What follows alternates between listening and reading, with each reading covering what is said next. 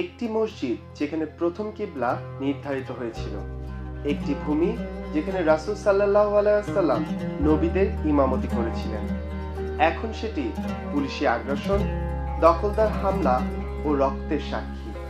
মসজিদুল আল আকসা আজ কি কেবলই ইবাদতের জায়গা নাকি যুদ্ধক্ষেত্র? আমি মোহাম্মদ নাইমুর রহমান লাম আপনাদের সকলকে স্বাগতম জানাচ্ছি আজকের এপিসোডে। আজকে আমরা জানব, অনেকেই ভাবেন সোনালী গম্বুজটাই আল আকসা, কিন্তু আসল সত্যি হলো পুরো 144 একরের কমপ্লেক্সটাই আল আকসা, যেখানে আছে আল আকসা মসজিদ, কুব্বাতুস সাখরা, শত শত বছরের পুরনো লাইব্রেরি আর মাদ্রাসা। এটি শুধু স্থাপনা নয়, এটি বিশ্বাসের কেন্দ্র।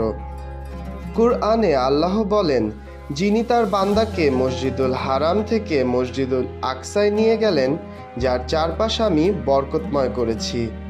এই আয়াতের মাধ্যমে আল আকসার মাহাত্ম্য ঘোষণা করা হয়েছে।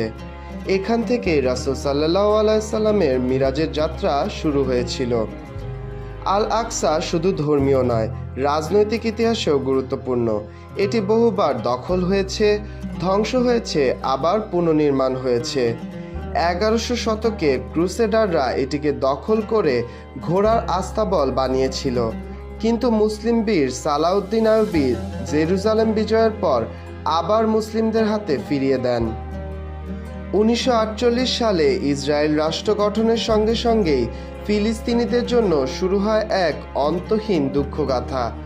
তখন প্রায় 7 লাখ ফিলিস্তিনি তাদের বাড়িঘর হারায়, যাকে বলা হয় নাকবা, এক জাতির নির্বাসনের শুরু। তারপর থেকে 1967 সালের যুদ্ধ, পশ্চিম তীর দখল, গাজা অবরোধ, সব মিলিয়ে ফিলিস্তিনিদের ভূমি ধীরে ধীরে হাতছাড়া হয়ে গেছে। 2023 থেকে 2024 প্রতিবার রমজানের সময়েই দেখা গেছে একই দৃশ্য। নামাজরত মুসল্লিদের উপর tear gas, sound grenade, rubber bullet. শুধু আল আকসায় হামলা নয়, গাজা উপত্যকায় বিমান হামলায় ধ্বংস হয়েছে হাসপাতাল, স্কুল, সাংবাদিকদের অফিস। জাতিসংঘের হিসেব অনুযায়ী 2024 সালেই শুধু গাজায় 15,000-এর বেশি ফিলিস্তিনি নিহত হয়েছেন, যাদের অর্ধেকই নারী ও শিশু।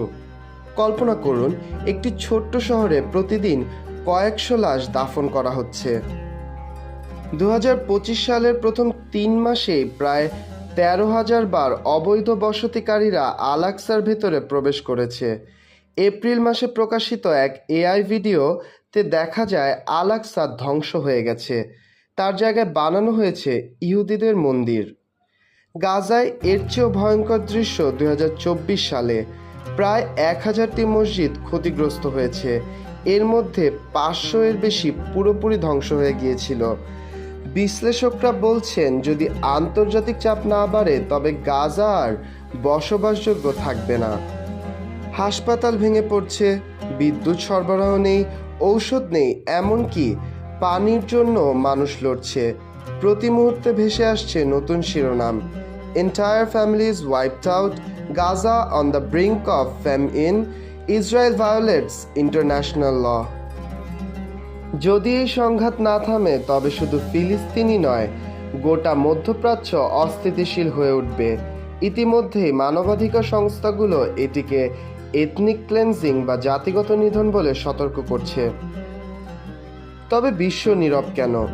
অনেকে ইসরায়েলের আত্মরক্ষার অধিকার নিয়ে কথা বলছে, আবার অনেকে বলছে ফিলিস্তিনিদের কণ্ঠরোধ করা হয়েছে পরিকল্পিতভাবে। এদিকে পশ্চিমা কিছু মিডিয়ায় শিরোনাম হচ্ছে ক্ল্যাশেস অ্যাট আল আকসা। আরও অবাক করার বিষয়, যেখানে ইউক্রেন যুদ্ধের জন্য বিশ্ব দ্রুত এক হয়েছে, সেখানে ফিলিস্তিনিদের রক্ত প্রতিদিন ঝরলেও কার্যকর সিদ্ধান্ত খুবই কম নেওয়া হয়েছে। আল আকসার চাঁদ তারা আকাশে ঝলমল করছে, কিন্তু ধ্বংসস্তূপ থেকে ধীরে ধীরে ধোঁয়া উঠছে। ফিলিস্তিনিদের কান্না শুধু কি গাজার ভেতরেই আটকে থাকবে?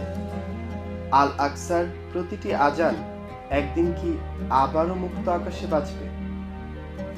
আজ এ পর্যন্তই। আমি মোহাম্মদ নাইমুর রহমান লাম বিদায় নিচ্ছি। আবারও দেখা হবে অন্য কোনো বিষয় নিয়ে। সে পর্যন্ত সঙ্গেই থাকুন।